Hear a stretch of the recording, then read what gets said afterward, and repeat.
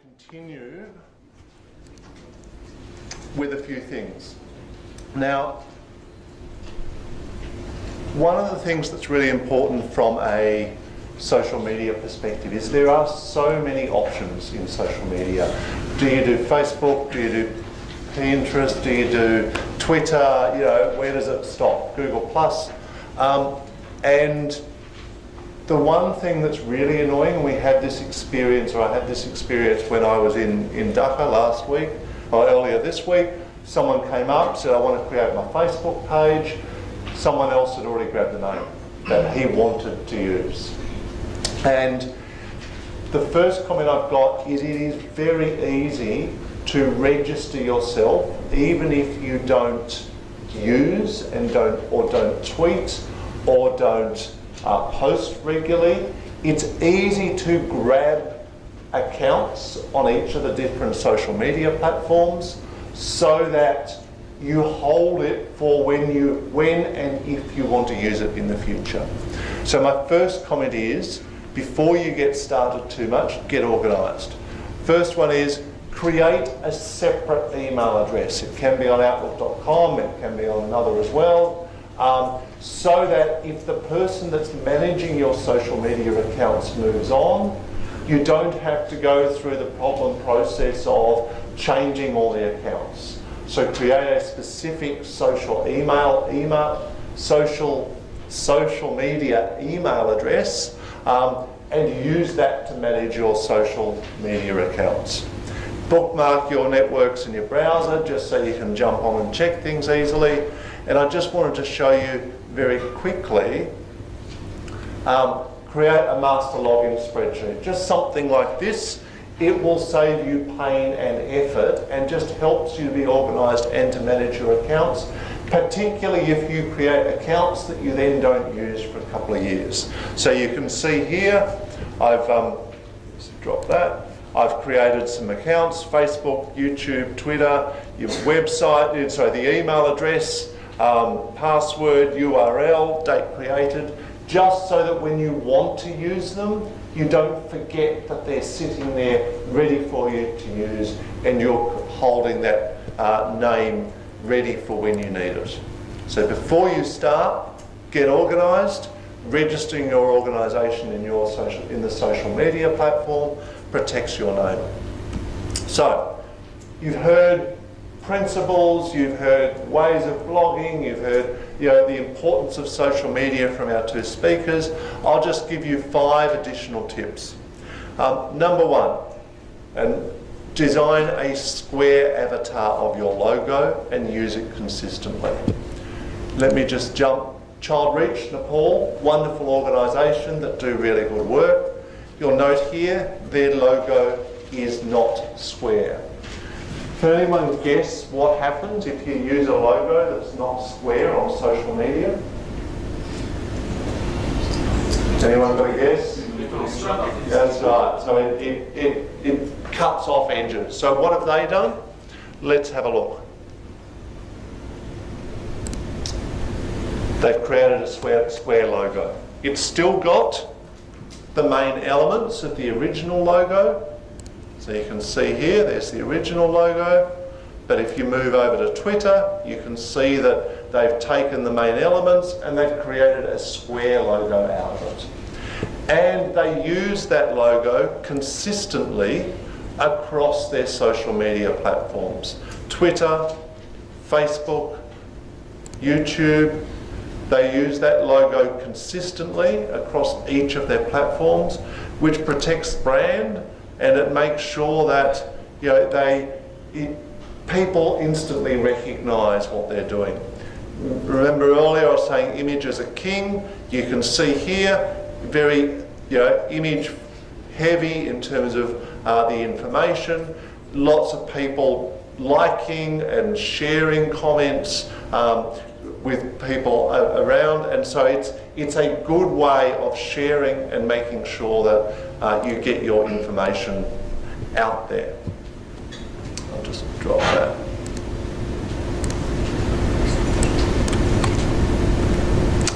Next one, share a personal statement or a page that pulls up an image and content that expires. If you haven't created a Facebook page yet, it is very, very easy. I'll just show you really quickly.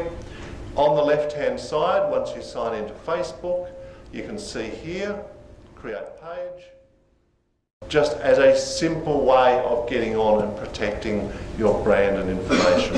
I wanted to show you a Facebook page which has been developed quite cleverly and well. You can see you've got the square logo, nice imagery.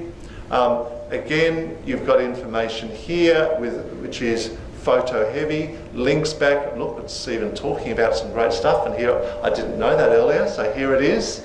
I checked it yesterday, and here we are today, looking at it in terms of lots of likes, nice videos embedded within the page, good talk about how to do computer programming, around with links to other websites and information, and again, good engagement with liking. Every time someone likes it, it then shows on their news feed and all their friends get to see it as well. So those likes have the exponential effect and help to spread your message as far and as wide as possible.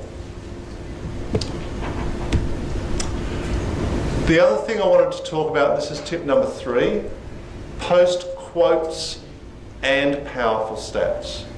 Don't just do one, all right? Remember, it all comes back to what Salima was saying yesterday. It's about storytelling and facts together. Just as an example, Asia is home, the Plan International page, which I've got here, got some really nice stats in terms of Asia home to 1.3 billion children, 600 million suffer from severe deprivation.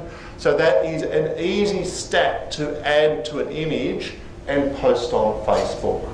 The image will get the people looking at it, the stat will then drive them to do something with it, realise the size of the issue, and what you can then do is drive them back to your web page or ask them to volunteer or to support your organisation. There was another one that they did, which again, use of an image, use of a well-known image, Nelson Mandela, education is the most powerful weapon which you can use to change the world. Again, quote, image, think about what the difference is. What they didn't do, Plan International, which we would have recommended they considered, was link it back to their website, this website, Education for All, because that's where they ask for assistance through sponsoring or for signing up, so that you can then take the information that people have, or the interest to help. I want to help, I believe education is the most powerful weapon. What can I actually do to help? And that's where taking them back to their website so they can either sign up as a volunteer, sign up for your newsletter, sign up for a donation, is that integration of Web 1 and Web 2, because as we were just hearing, it's what are you on social media for? It's to achieve something to help your organisation. You need to make sure that that is as easy for people who are following to do as possible, particularly for those people that have found this Facebook post through a friend's Facebook post. Making it easy to get from a Facebook post through to the ability to donate their time or support your organisation in some way is very, very important.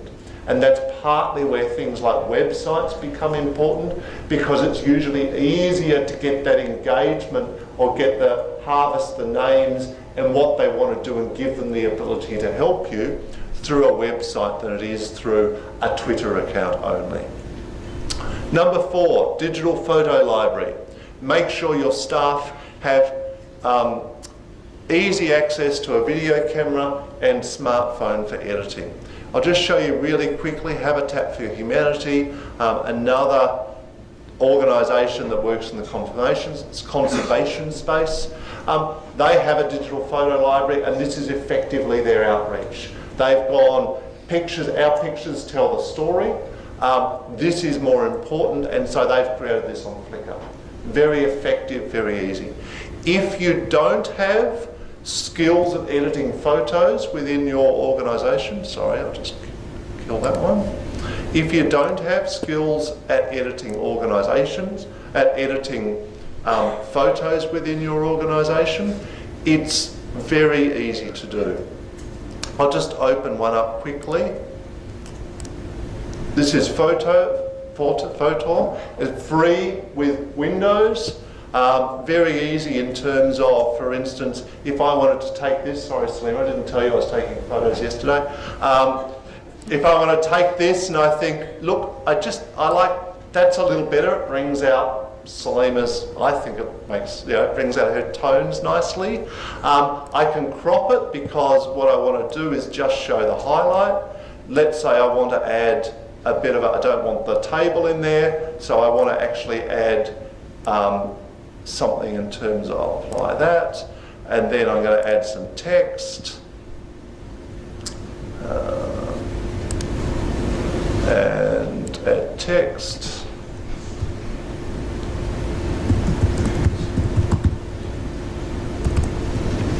But the colours are wrong, so let's fix that.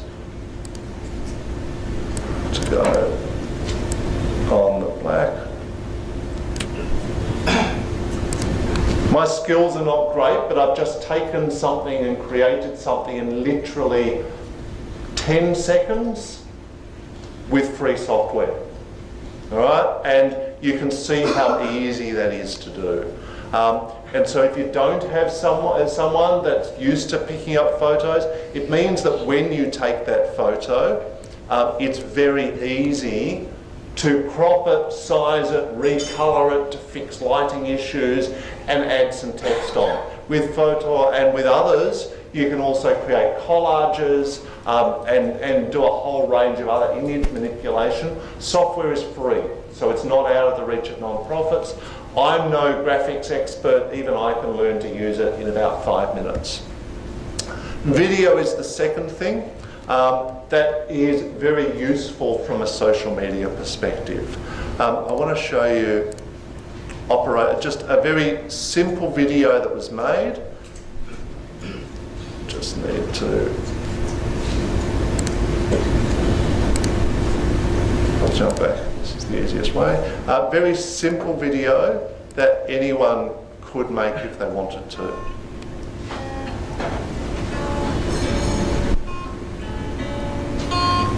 So this is just words on a background, very simple. Thank you. With staff saying thank you. Thank you. We really appreciate all your help. Short screen grabs, There's no way we could do this without you. very short and easy to do. Thank you for all your support. We could not do it without you. Oh.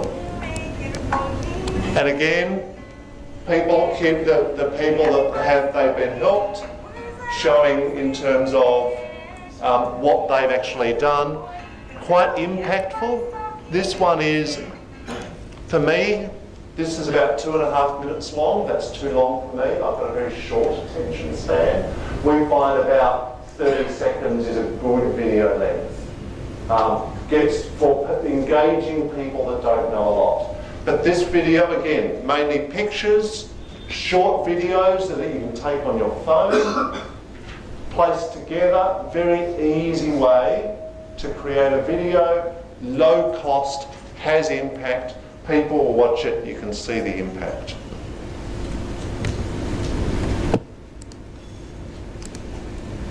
This is probably the most important bit. And you heard this morning about one of the big questions is, why are you on social media, like I asked.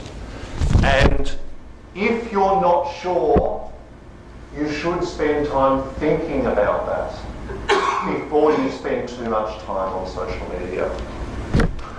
I wanted to show you, because you need to think, what are you trying to achieve? Is it website or blog traffic? Why?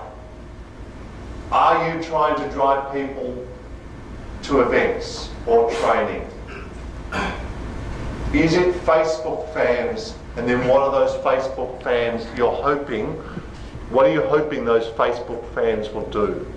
I wanted to show you a very easy, and you'll get this in the distribution, in the packs, an easy spreadsheet which gives you a bit of a guide as to what you should be thinking about. So for instance, down the left-hand side, we've got some easy stats. Website traffic, you may have a blog, so blog traffic, e-newsletter subscribers, Facebook fans, Twitter followers, etc. Across the top, you've got the months, so January, February, March. And what we've been doing in here is putting in actuals. Across on the right-hand side, this is what you want to hit by the end of the year. But this is the more important bit. And you track, so you make sure you're actually moving forward. What are you actually trying to achieve is the bottom part. So, are you trying to achieve more volunteers helping your organisation? Are you trying to achieve downloads of a particular case study that tells your story? Are you trying to achieve the sale of a particular product if you're making, whether it's baskets or whatever? Are you an advocacy organisation and you're trying to achieve online petition signatures? The download to the annual report may indicate interest from government and potential funders. You need to think about what you're trying to achieve from your work in social media. Identify that. Here are some suggested ideas. Online donations is more difficult, and we'll talk a little bit more about that this afternoon in the pool. Unless you have an overseas organisation that will bring in money for you, and most organisations don't here that are in this room. So you need to think about what you're trying to achieve. Determine what your goal is. Determine your goals, got your metrics, what are your total numbers for the year, and then track. How many volunteers do you have? How successful is your campaign? How many petitions, signatures do you have if you're trying to create advocacy and change? If you do have the ability to take donations, how many donations do you have? So, do we have any... No, I'm not going to ask for questions. That's it from a social media perspective.